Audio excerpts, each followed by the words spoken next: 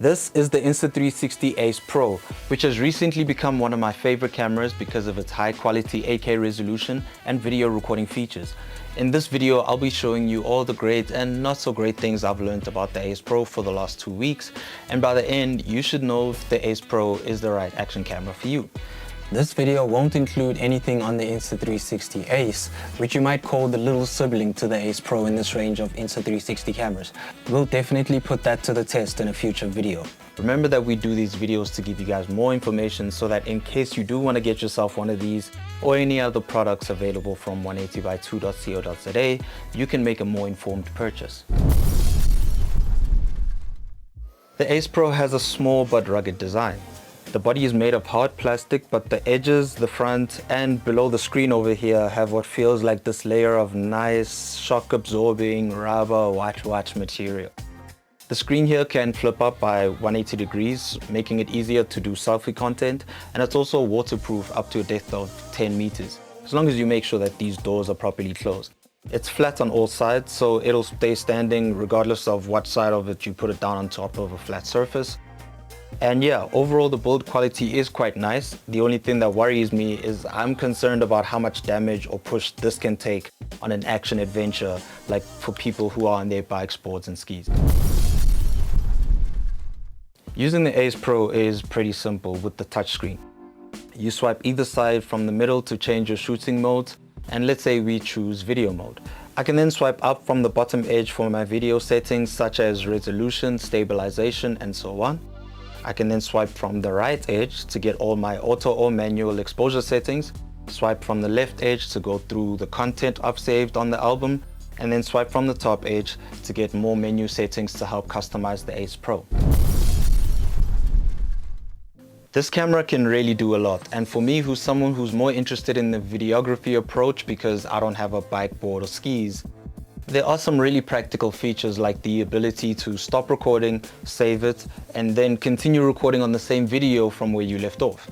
Then there's pure video mode, which just makes low light shooting effortless. And then it was a breeze to learn how to use it because the layout on the menus make it really easy to understand this insanely feature-packed product. As long as you read! This does other cool tricks like gesture control, where you can record a video by raising an open hand, take a picture with the peace sign, or you can say, start recording, if you want to be fancy and use voice control. So before I started using the Ace Pro, I could only shoot in 1080p at 50 frames per second with my DSLR. And of course, having up to 8K resolution is a plus. Shooting at 4K gives more frame rate options, which I can appreciate, though there are some things that still remind me that this is an action camera at heart, and not anything like a DSLR, such as no field of depth, which can be a good thing because everything stays focused when you're on your bike, board or skis. You can also adjust the sharpness settings as well. I normally have this set to high just because medium seems a bit blurry and then highest feels a bit digital. That is just a general approach, but it all changes depending on how I'm shooting. You can also change the field of view if you're not looking for curved footage. And something that stuck out to me was free frame video with the 360 horizon lock. This keeps all my footage leveled with the horizon, and that helps to resolve one of the major issues with the camera where I got tilted footage if I didn't use a gimbal or stabilizer. Overall though, the video quality is impressive. One thing is that it does only shoot in 8-bit color and not 10-bit or log actual profiles.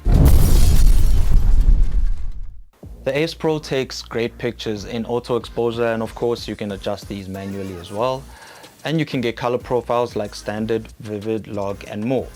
Just remember that these are adjusted 8-bit color profiles which only replicate what you can expect from a 10-bit log profile. The Ace Pro has a 1/1.3 inch 48 megapixel sensor, and on the camera, if you use aspect ratio of 16:9, you can only take pictures with 36 megapixels. Anyway, that does give us a slightly cropped picture with the dimension of this, and if you use aspect ratio of 4:3, you'll get these dimensions. The camera also has face priority, which will make sure that all the faces in your shot are well exposed.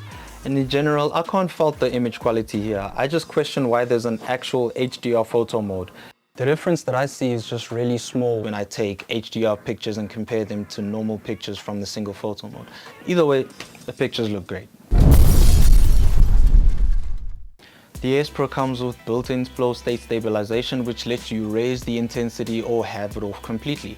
Here's a comparison between the different stabilization levels so you can see for yourself. With this, I feel like different levels of stabilization work well in different situations. Sometimes shaky footage is great for action-packed style footage, and then smoother footage is more smooth, relaxed energy kind of inducing. It all boils down to what you're looking for, but at least in this case, you have options to do one of both. Personally, the Ace Pro never died out on me while I was shooting, so I had to do an actual test to see how long it lasts. So I charged it fully and then tested how long the camera will last when shooting in 8K, 4K and 1080p.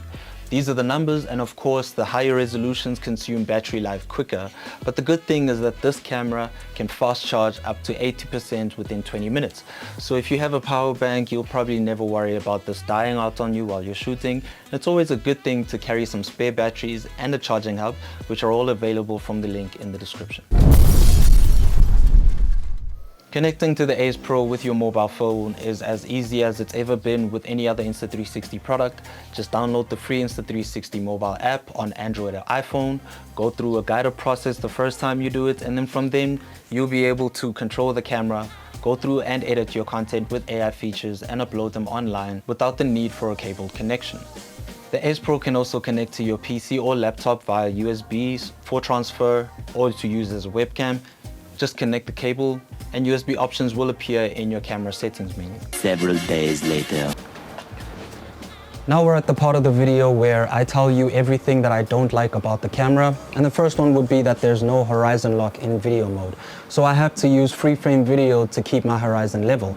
That only has a max frame rate of 60 frames per second, which isn't a train smash, but I would have really loved to use horizon lock in video mode with the higher frame rate and without the slight loss of quality that we experience in free frame video with horizon lock. The next thing would be the magnetic mount. As awesome as it sounds, attaching it properly is not that simple.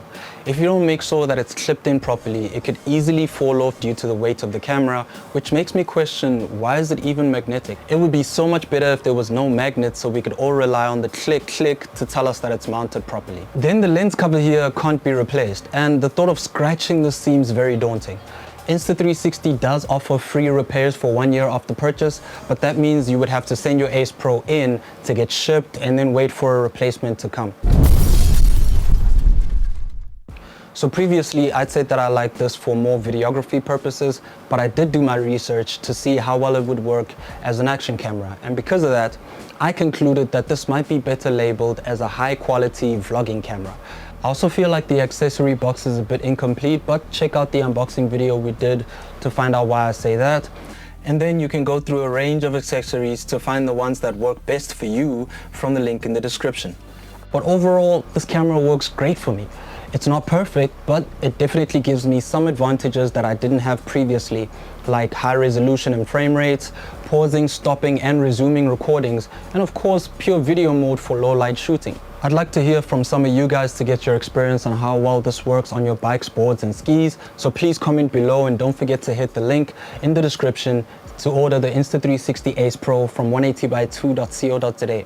That's it for this review video, but until next time, keep it real.